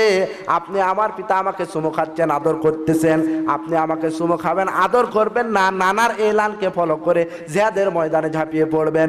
আমার ভাইরা, হযরত আলী ডেকে বললেন, হুসাইন এই মুহূর্তে যদি তোমার নানার পক্ষ থেকে আমার কাছে এলান এসে যায়, তুমি যদি হও আমার সন্তান, মুহূর্তের ভিতরে আমার কোল থেকে তোমাকে নেমে দিয়ে আমি আলী জিহাদের ময়দানে গিয়ে বাতিলদের বিরুদ্ধে লড়াই করে আল্লাহর দ্বীনকে জমিনের উপরে প্রতিষ্ঠিত করার জন্য শত শতবার প্রস্তুত। আওয়াজ দিয়ে বলেন মারহাবা। সম্মানিত হাজরিন, সে আলীর ব্যাপারে আল্লাহর নবী বলেন, আনা মাদিনাতুল ইলমি ওয়া আলিয়্যু বাবুহা, আমি রাসূল হলাম জ্ঞানের শহর, আর সেই জ্ঞানের দরজা হলো হযরত আলী। জোরে করে আল্লাহু আকবার।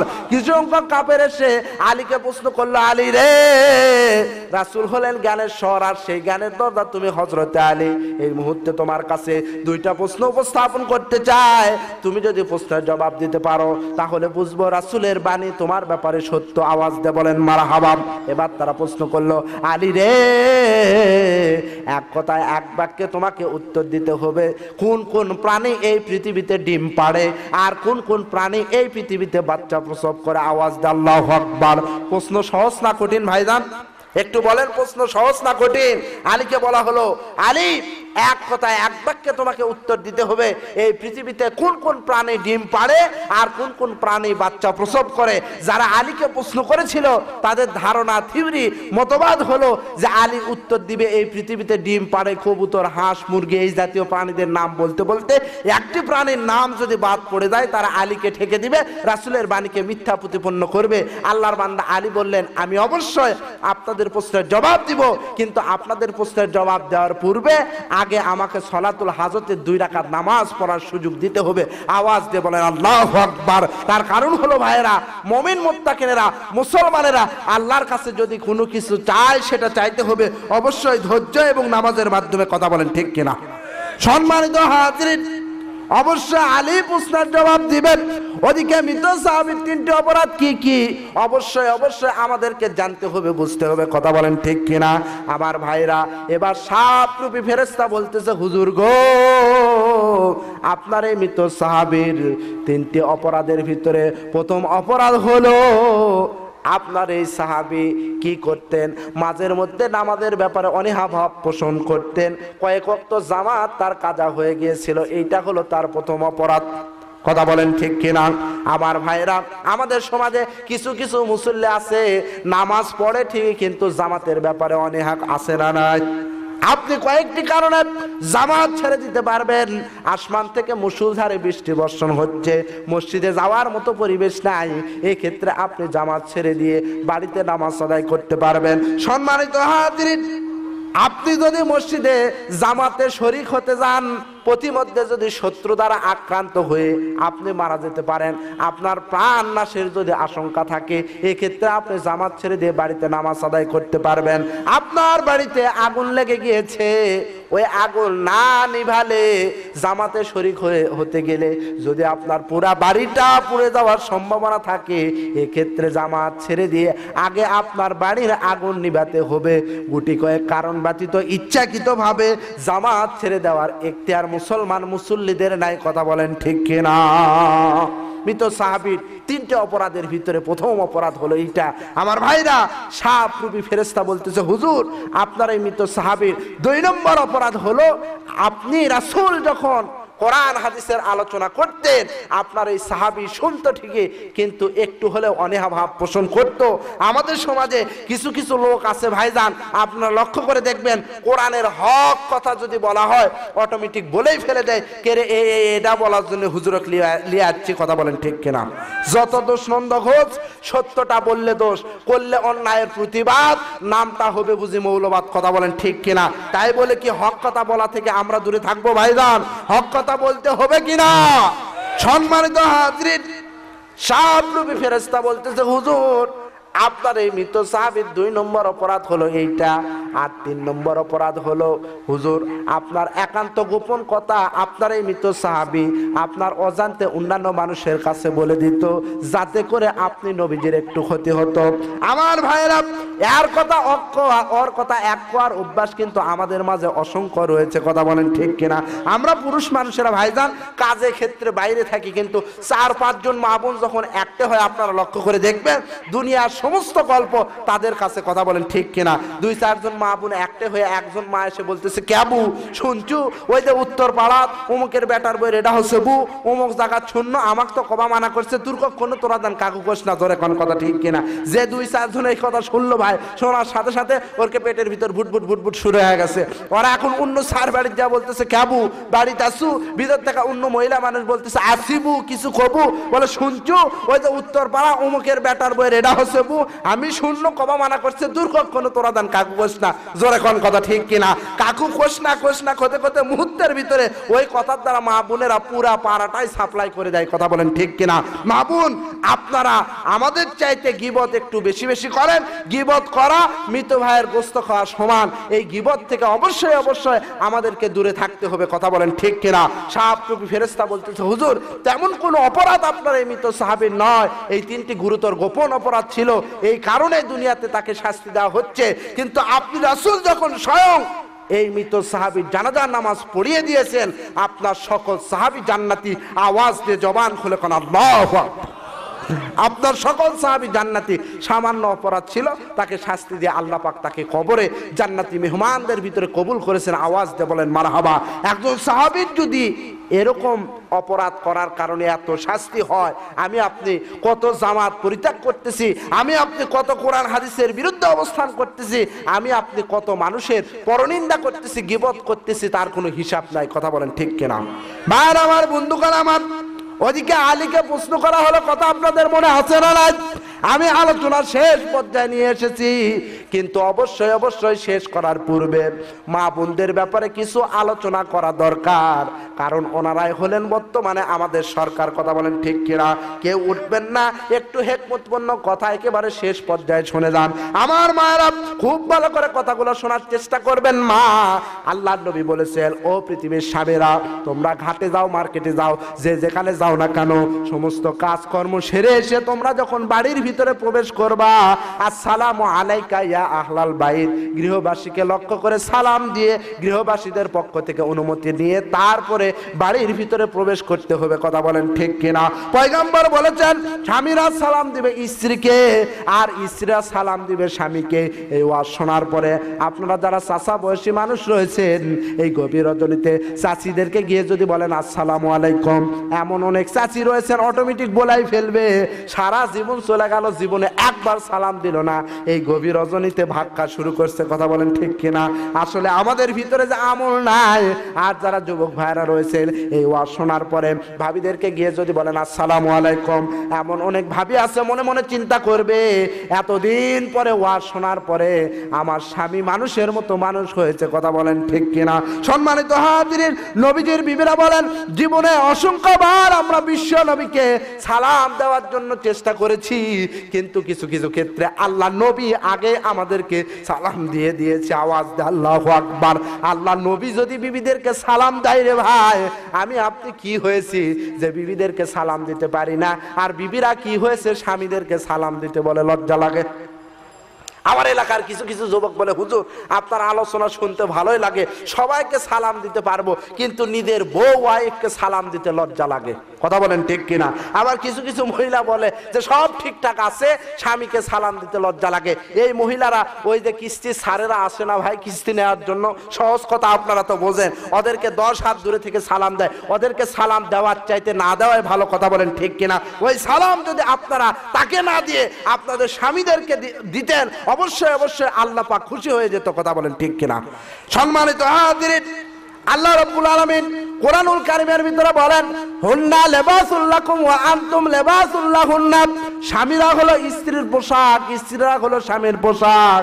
স্বামী আর স্ত্রীর ভিতরে যখন পারস্পরিক সালাম বিনিময় হবে, ওই দাম্পত্য জীবনের উপরে আল্লাহর পক্ষ থেকে কোটি কোটি রহমত নাজিল হবে। আওয়াজ দিয়ে বলেন মারহাবা। সম্মানিত হাজিরিন, ও মা বোনেরা, খুব ভালো খেয়াল করেন মা, আল্লাহর নবী বলেন, ও পৃথিবীর স্বামীরা, তোমরা তোমাদের স্ত্রীর 4 জায়গায় আঘাত করবা না, স্ত্রীর 4 জায়গায় মারা যাবে না। ধরে কোন কয় জায়গা? এ ভাই কথা বলেন, কয় জায়গা? পয়গম্বর বলেন, ও পৃথিবীর মানুষেরা, তোমরা তোমাদের স্ত্রীর 4 জায়গায় আঘাত করবা না।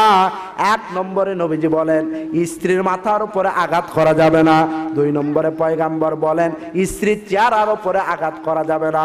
কোন স্বামী স্ত্রীর চেহারায় আঘাত করে চেহারার থেকে যদি রক্ত বের করে দেয়, নাক যদি ফেটে দেয়, আল্লাহর নবী বলেন, আনফুন মিনাল এবেল, যে স্বামী স্ত্রীকে প্রহার করলো, মারলো, ওই স্বামীকে একটি স্ত্রীকে উট জরিমানা দিতে হবে।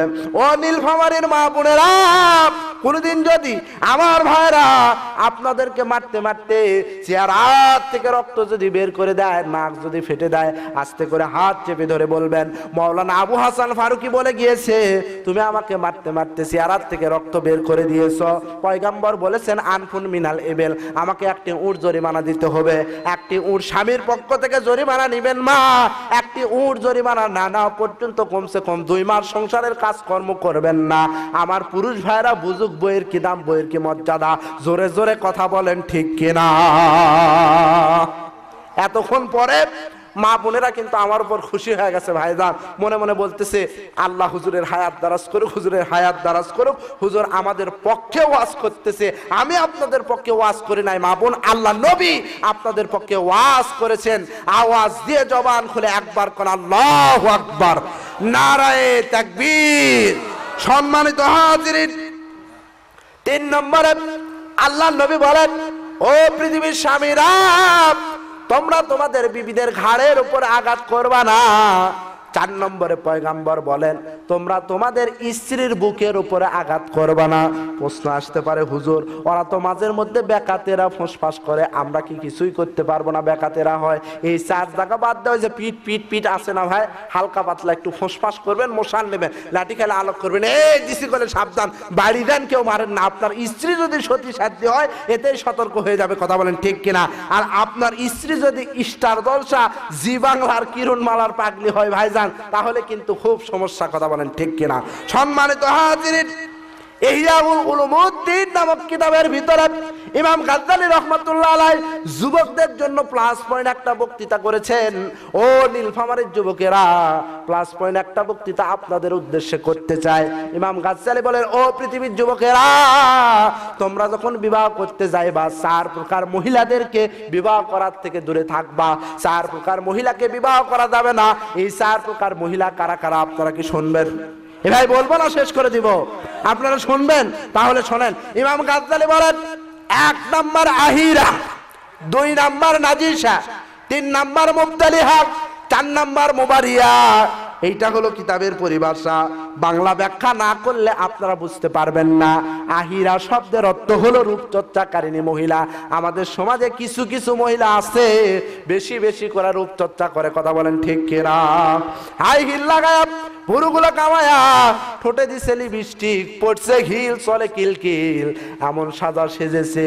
ওই সাজা দেখিয়া গ্রামের 3 মাথা 4 মাথার 5 মাথার বৈশা বৈশা যুবকেরা মোবাইলে মিস কল দেয় আর বলে, ভাবি আজকে আপনি এমন সাজ দিয়েছেন, আপনার সাজা দেখে মনে হচ্ছে আপনার বিয়ে হয় নাই, বিয়ে হয় নাই। কে রে বেদব, তোমার ভাবির বিয়া হলো না, তে তোমার ভাবি ক্যাঙ্কারা হলো, কথা বলেন ঠিক কিনা? এরকম মা বোনেরা আমাদের সমাজে আছে না নাই? সম্মানিত হাজিরিন, মা বোনেরা প্রশ্ন করতে পারেন, হুজুর আগে পক্ষে এখন বিপক্ষে লেকচার তো ভালোই দেন, আমরা কি রূপচর্চা করতে পারবো না? ইসলামী শরীয়ত কি রূপচর্চার বিধান দেন নাই? ও নীলফামারীর মা বোনেরা, অবশ্যই অবশ্যই আপনারা রূপচর্চা করতে পারবেন, আপনারা সাজতে পারবেন, কোনো আপত্তি নাই। ইসলামী শরীয়ত সাদার পক্ষে বিপক্ষে নয়, কিন্তু আপনাদের সাজগোজ রূপচর্চা সব কিছু হবে আপনাদের নিজের স্বামীদেরকে দেখানোর জন্য। জোরে জোরে কথা কন ঠিক কিনা? আপনারা সাজবেন, কোনো আপত্তি নাই, কিন্তু আপনাদের সাজগোজ রূপচর্চা সব কিছু হবে আপনার নিজের স্বামীদেরকে দেখানোর জন্য, কথা বলেন ঠিক কিনা? নিজের স্বামী বাদ দিয়ে কিরণমালা আর পাখি ড্রেস পরে নীলফামারীর নিউ মার্কেটে গিয়ে মহড়া দিবেন, এই বেপত্তা ভাবে চলার কারণে মৃত্যুর পরে আগে আপনাদেরকে জাহান্নামে যেতে হবে, কথা বলেন ঠিক কিনা? 4 প্রকার মহিলাদেরকে বিবাহ করা যাবে না, তার ভিতরে কেবল 1 নম্বর মহিলা, এরা হলো রূপচর্চাকারিণী মহিলা, কথা বলেন ঠিক কিনা? আমাকে কিছু কিছু যুবক বলে, হুজুর আপনার আলোচনা শুনতে ভালোই লাগে, কিন্তু কি বলবো দুঃখের কথা, আমাদের বউগুলা যখন মার্কেট করবে যায়, শোকেস থেকে তোলা কাপড় বের করে সেজে গুজে সেই রকম হয়ে যায়, আর আমাদের সামনে যখন আসে 2-3 দিনের অধোয়া কাপড় পরে আসে, এমন নোংরা মহিলা আমাদের সমাজে রয়েছে, কথা বলেন ঠিক কিনা? যুবকেরা তো ভাইজান সারাদিন চাকচিক্য দেখে আসছে, আসার পরে যদি নিজের বউ এরকম নোংরা হয় তাহলে খুব সমস্যা। মা বোন আপনারা সাজবেন, কোনো আপত্তি নাই, কিন্তু আপনাদের সাজগোজ রূপচর্চা সব কিছু হবে আপনাদের নিজের স্বামীদেরকে দেখানোর জন্য, কথা বলেন ঠিক কিনা? সম্মানিত হাজিরিন, 2 নম্বরে ইমাম গাজ্জালী বলেন নাজিসা, এরা হলো অহংকারিণী মহিলা। আমাদের সমাজে কিছু কিছু মহিলা আছে বেশি বেশি অহংকার করে, কথা বলেন ঠিক কিনা? স্বামী আর স্ত্রী যদি চাকরি করে লক্ষ্য করে দেখবেন, অনেকে বলে তুমি কামাই করো 10,000, আমিও কামাই করি 10,000, লোহা লবণ সমান সমান, তুমিও যা আমিও তা, তোমার তাবেদারি আমি কিছুতেই করতে পারবো? আরো জোরে কোন পারবো না? সম্মানিত হাজরিন, আপনার যদি 10 বিঘা জমি থাকে ভাইজান, আর মা বোনেরা যদি বাবার বাড়িতে 1 বিঘা পায়, আপনারা লক্ষ্য করে দেখবেন ওই 1 বিঘার কাছে আপনার 10 বিঘার টাইমই নাই, কথা বলেন ঠিক কিনা? ও মা বোনেরা, কিছুতেই অহংকার করা যাবে না মা, 3 নম্বরে ইমাম গাজ্জালি বলেন মুবতালিহা, স্বামীকে খোটা দানকারিনী মহিলাদেরকে বিবাহ করার থেকে দূরে থাকতে হবে। আমাদের সমাজে কিছু কিছু মহিলা আছে কথায় কথায় স্বামীকে খোটা দেয়। আমার ভাইয়েরা, বড় কষ্ট করে ঈদের পূর্বে নীলফামারীর নিউ মার্কেট থেকে আপনি একখানা শাড়ি এনে দিয়েছেন বাবুর আম্মুর হাতে। বাবুর আম্মু এবার শাড়িটা হাতে নেওয়ার পরে বলতেছে, ও বাবুর আব্বু, তোমার সাথে চকি নাই, নো লাইক, তোমার আনা শাড়ি আমার পছন্দ হয় নাই। এরকম স্বামীকে খোটা দেয় এইরকম মহিলা আমার বাংলার জমিনে রহরহ রয়েছে। কথা বলেন ঠিক কিনা? ও মা বোনেরা, স্বামীকে খোটা দেওয়া যাবে না রে মা।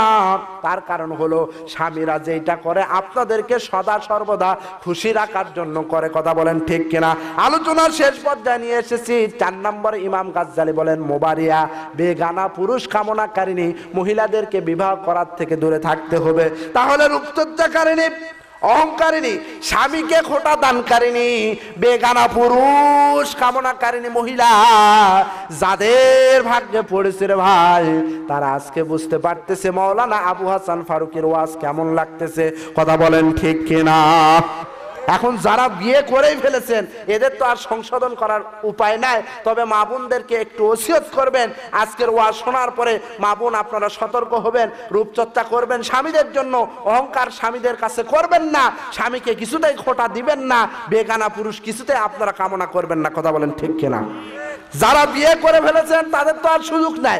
যারা বিয়ে করে নাই যুবক ভাইরা, তাদের জন্য আল্লামা জারুল্লাহ জামাখশরী রহমাতুল্লাহ আলাইহি তাফসিরে কাশফের ভিতরে সুন্দরভাবে বলে দিয়েছেন, ও পৃথিবীর যুবকেরা, তোমরা যখন বিবাহ করতে যাইবা দেখে শুনে বিবাহ করবা। তার কারণ হলো একজন নারী তার পূর্ববর্তী বংশের ৭৯টি ধারা বহন করে। কয়টি ধারা ভাইজান? ৭৯টি ধারা বহন করে। যাকে তোমরা বিবাহ করবা আগে দেখতে হবে ওই মেয়ের মা কেমন, ওই মেয়ের নানি কেমন, ওই মেয়ের দাদি কেমন, ওই মেয়ের খালা কেমন। ওই মেয়ের মা, ওই মেয়ের নানি, ওই মেয়ের দাদি, ওই মেয়ের খালা যদি পর্দানিসীন হয়, তোমার বউ একেবারে পর্দানিসীন হবে। কথা বলেন ঠিক কিনা? ওই মেয়ের মা, নানি, খালা, ফুফু, কিরণমালা আর স্টার জলসার পাগলি যদি হয় রে ভাই, তুমি যতই মনে করো তোমার বধূ পর্দানিসীন হবে, কিছুতেই কিন্তু তোমার বউ পর্দানিসীন হবে না। একেবারে 100-এর মধ্যে 100 ওই মার্কা হবে। কথা বলেন ঠিক কিনা? এই জন্য দেখে শুনে পাত্রী নির্বাচন করতে হবে। আমার ভাইরা, আলীকে প্রশ্ন করা হলো, আলী রে, এক কথায় এক বাক্যে তোমাকে প্রশ্নের জবাব দিতে হবে, আল্লাহর জমিনে কোন কোন প্রাণী ডিম পাড়ে আর কোন কোন প্রাণী বাচ্চা প্রসব করে? কথা আপনাদের মনে আছে না নাই? আমার ভাইরা, হযরত আলী বললেন, আমি অবশ্যই আপনাদের প্রশ্নের জবাব দিব, কিন্তু আপনাদের প্রশ্নের জবাব দেওয়ার পূর্বে আগে আমাকে সলাতুল হাজতের 2 রাকাত নামাজ পড়ার সুযোগ দিতে হবে। হযরত আলী নামাজ শেষ করে বললেন, আপনারা আসেন, আমি আপনাদের প্রশ্নের জবাব দেওয়ার জন্য রাজি হয়ে গেলাম। আওয়াজ দিয়ে জবান খুলে একবার কন আল্লাহু আকবার। এ ভাই বলেন না আল্লাহু আকবার, নারায়ে তাকবীর। হযরত আলী বললেন, তোমরা প্রশ্ন করেছ কোন কোন প্রাণী এই পৃথিবীতে ডিম পাড়ে। আমি আলীর পক্ষ থেকে জবাব নিয়ে নাও। যাদের কান, যে সকল প্রাণীর কান পশমের নিচে থাকে, পশম দ্বারা ঢাকা থাকে, স্বচক্ষে দূর থেকে সহজেই দেখা যায় না, এই জাতীয় যত মাখলুকে পৃথিবীতে রয়েছে সমস্ত প্রাণীরা ডিম পাড়ে। আওয়াজ দিয়ে আল্লাহু আকবার। আসলে আপনারা হিসাব করে দেখেন, যাদের কান পশমের নিচে থাকে, স্বচক্ষে দূর থেকে আমরা দেখতে পাই না, এই জাতীয় যত প্রাণী আছে, হাঁস, মুরগি, কবুতর, সমস্ত প্রাণীরা আল্লাহর জমিনে ডিম পাড়ে। কথা বলেন ঠিক কিনা? যারা প্রশ্ন করেছিল ওরা একে অপরের দিকে তাকায় আর বলে, প্রশ্ন করলাম কি আর হলো কি? আলী এমন উত্তর দিয়া দিছে, সমস্ত প্রশ্নের জবাব এক কথার ভিতরে এসেছে। এবার তারা বলতেছে, আলী রে, আমাদের 2 নম্বর প্রশ্নের জবাব তোমাকে দিতে হবে। আমার ভাইরা, এবার হযরত আলী ডাক দিয়ে বললেন, 2 নম্বর প্রশ্নের জবাব হলো, যে সকল প্রাণীদের কান বাইরে থাকে, পশম দ্বারা ঢাকা থাকে না, স্বচক্ষে দূর থেকে দেখা যায়, এই জাতীয় যত প্রাণী আল্লাহর জমিনে পৃথিবীতে রয়েছে সমস্ত প্রাণীরা এই পৃথিবীতে বাচ্চা প্রসব করে। আওয়াজ দিয়ে আল্লাহু আকবার। এ ভাই বলেন না আল্লাহু আকবার, নারায়ে তাকবীর। যারা প্রশ্ন করেছিল তারা বলতেছে, আসলে নবীজি আলীর ব্যাপারে যে বক্তব্য উপস্থাপন করেছেন, আল্লাহর নবী হলেন জ্ঞানের শহর আর আর সেই জ্ঞানের দরজা হলো হযরতে আলী। আলী রে, আর আমরা ভ্রান্ত ধর্মের ভিতরে থাকতে চাই না। মুহূর্তের ভিতরে আমাদেরকে পড়ায় দাও, পড়েন লা ইলাহা ইল্লাল্লাহু মুহাম্মাদুর রাসূলুল্লাহ সাল্লাল্লাহু আলাইহি ওয়াসাল্লাম। সম্মানিত হাজিরিন, বিশ্ব নবী বলেন, ও পৃথিবীর স্বামীরা, তোমরা তোমাদের বিবিদের প্রশংসা করবা। আল্লাহর নবী, রহমতের নবী, একদিন আম্মা জান আয়েশাকে ডেকে বললেন, আয়েশা, আমি তোমাকে কুমারী অবস্থায় পেয়ে আমার জীবনটা বড় ধন্য হয়েছে। সম্মানিত হাজিরিন, আম্মা জান আয়েশা বললেন, হুজুর গো, আপনি আমার স্বামী এবং তামাম পৃথিবীর নবী, এই মুহূর্তে আপনি আমার প্রশংসা করতেছেন, আমি খুশিতে বাকবাক হয়ে গেছি। সম্মানিত হাজিরিন, বিষ্ণু বললেন, আয়েশা, তুমি একটু আবার নবুয়াতি শরীরে তেল মালিশ করে দাও।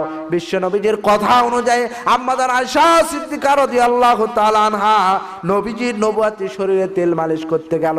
তেল মালিশ করতে করতে এক পর্যায়ে আম্মা জান আয়েশা সিদ্দিকা রাদিয়াল্লাহু তাআলা আনহার হাতের ভিতরে কি যেন দাগ ধরা পড়ল।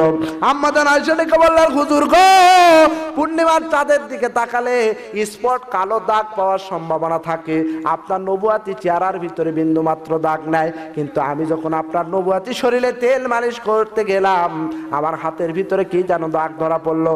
যেই মাত্র আম্মা জান আয়েশা বিশ্ব নবীকে এই কথা বলেছে, নবীজি হাউমাউ করে কেঁদে ফেলেছে। ডাক দিয়ে বললেন, আয়েশা, এই দাগ সাধারণ দাগ নয় রে আয়েশা, এই দাগ হলো তায়েফের ময়দানে কাফেরদের পাথরের আঘাতের দাগ।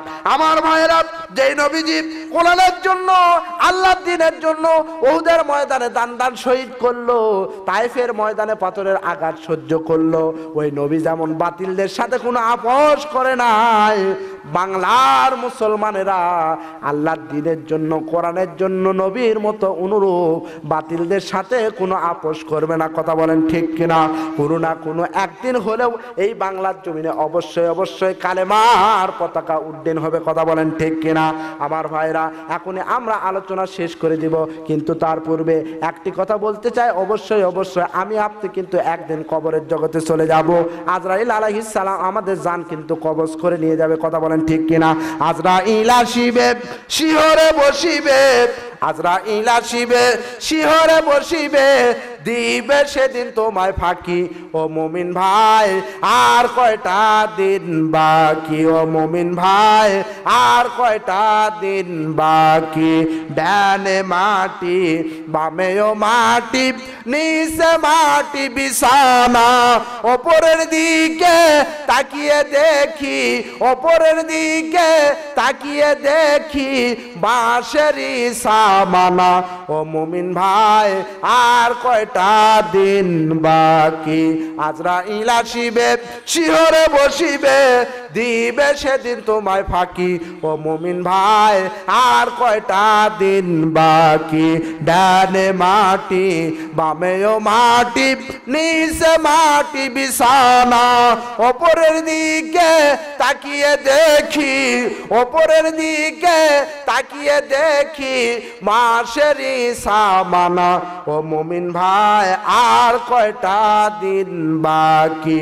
ওই কবরের ব্যাপারে অবশ্যই অবশ্যই আমাদেরকে প্রস্তুতি গ্রহণ করতে হবে। কথা বলেন ঠিক কিনা? সম্মানিত হাজিরিন, পয়গম্বর বলেন, কবরে বেঈমানদের উপরে 1 নয় 2 নয় 99টি সাপকে নিযুক্ত করা হবে। একটি সাপ যদি এই পৃথিবীতে নিঃশ্বাস ফেলতো, ফেনা মেলতো, এই পৃথিবীতে আমি আপনি যত সবুজ তৃণলতা জাতীয় উদ্ভিদ দেখতে পাই, একটা উদ্ভিদও এই পৃথিবীতে জন্মিত না। কবরের আযাবের বিষক্রিয়া এত বেশি হবে, ওই কবরে কিন্তু আমি আপনি অবশ্যই চলে যাব। কিন্তু কবরের জগতে যাওয়ার পূর্বে আমাকে আপনাকে অবশ্যই অবশ্যই আমলে সলে করতে হবে। কথা বলেন ঠিক কিনা?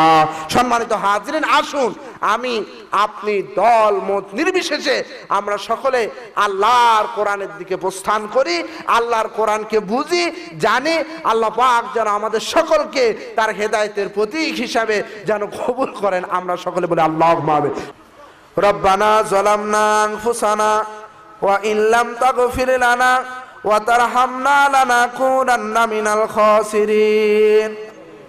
হায় আল্লাহ তাআলা, আপনি আপনার রহমতের নজর দিয়ে আমাদের চেহারার দিকে তাকিয়ে দেখুন। মাবুদ মাওলা, রাত্রি প্রায় 1টা বাজার কাছাকাছি গিয়েছে। আল্লাহ গো, আপনার কোরআনের পাগল পারা বান্দারা দীর্ঘক্ষণ ধরে ধৈর্য সহকারে কোরআন এবং হাদিসের আলোচনা করেছে।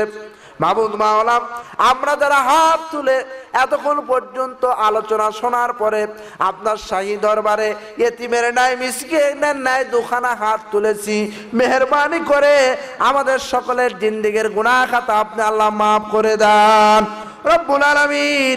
এই মাহফিলের আউয়াল থেকে আখের পর্যন্ত যত সওয়াব আপনি দান করবেন সোনার মদিনা নবী পাকের আত্মার উপরে এই মাহফিলের সওয়াব পৌঁছায়া দেন। হে আল্লাহ তাআলা, আমরা যারা হাত তুলে আমিন আমিন করতেছি মাবুদ মাওলা, এমন অনেক মানুষ হাত তুলে আমিন আমিন করে যারা বাড়িতে গিয়ে আব্বা বলে ডাক দিবে এমন মানুষকে আর কোনোদিন দেখতে পাইবে না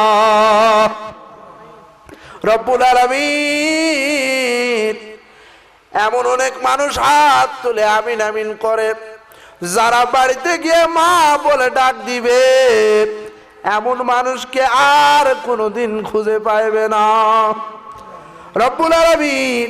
আমরা যারা হাত তুলে আমিন আমিন করতেছি মাওলা, আল্লাহ আমাদের মধ্যে হতে যাদের বাবা মা দুনিয়ার জগৎ ছেড়ে চিরদিনের জন্য গহীন অন্ধকার খবরের বাড়িতে চলে গেছে, আমাদের দুয়ার বরকতে মৃত মা বাবার কবরখানা আপনি আল্লাহ জান্নাতের বাগান বানিয়ে দেন রব্বুল আলামিন। আমরা যারা হাত তুলে আমিন আমিন করতেছি আল্লাহ আমাদের প্রত্যেকের মনের নেক মাকসুদকে কবুল করে নেন রব্বুল আলামিন। এই মাহফিলের আশেপাশে এলাকায় যত কবর রয়েছে সমস্ত কবরের আযাবকে আপনি আল্লাহ মাফ করে দেন রব্বুল আলামিন। দেখতে দেখতে আমাদের হাতের পুঁজি নিঃশেষ হয়ে গেল মাওলা। মাবুদ মাওলা, জানি না কবে আমাদেরকে মালাকুল মাউত এসে ডাক দিয়ে যাবে, কবে জানি মসজিদের ঝুলন্ত খাটিয়া আমাদের বাড়ির দরজায় এসে উপস্থিত হয়ে যাবে। আল্লাহ গো, গ্রামবাসীরা সাদা কাফনে আমাদেরকে মোড়ায়া রাখবে, শেষ গোসল দেওয়ার পরে কাফনের কাফন পড়া যখন মসজিদের খাটিয়ায় আমাদেরকে শুয়ে দিবে, আল্লাহ যখন আমাদেরকে কবরের বাড়িতে নিয়ে যাবে আমরা সব কিছু জানতে পারবো, দুনিয়ার দৃশ্যও বুঝতে পারবো, কবরের অবস্থাও জানতে পারবো। আল্লাহ ওই সময় আমাদের বড় কষ্ট, এই কষ্টের সময় আমাদের প্রত্যেকের জীবনে আসবে। আল্লাহ গো, মসজিদের খাটিয়ায় শেষ শ্রদ্ধা দেওয়ার পূর্বে আমাদের সকলকে প্রকৃত মোমেন মুত্তাকিনদের ভিতরে কবুল আর মঞ্জুর করে নেন রব্বুল আলামিন। আজকের মাহফিলে আমার পূর্ববর্তী বক্তা ভাইজান শরীফুল ইসলাম সুন্দর আলোচনা করেছেন, ভাইকে আপনার দ্বীনের খাদেম হিসাবে কবুল করেন। আল্লাহ জিয়াউল ইসলাম ভাই আলোচনা করেছেন, অন্যান্য বক্তারা আলোচনা করেছেন, সকলকে আপনার দ্বীনের প্রকৃত দায়ী হিসাবে কবুল করেন। আজকের মাহফিলের সভাপতিকে কবুল করেন। আল্লাহ এই মাহফিলকে প্রতিষ্ঠিত করতে গিয়ে আল্লাহ গো, আমার মিজানুর ভাইজান সহ অসংখ্য যুবকেরা বড় কষ্ট স্বীকার করেছে। আল্লাহ কি দোয়া করলে আপনি তাদেরকে ক্ষমা করবেন জানি না।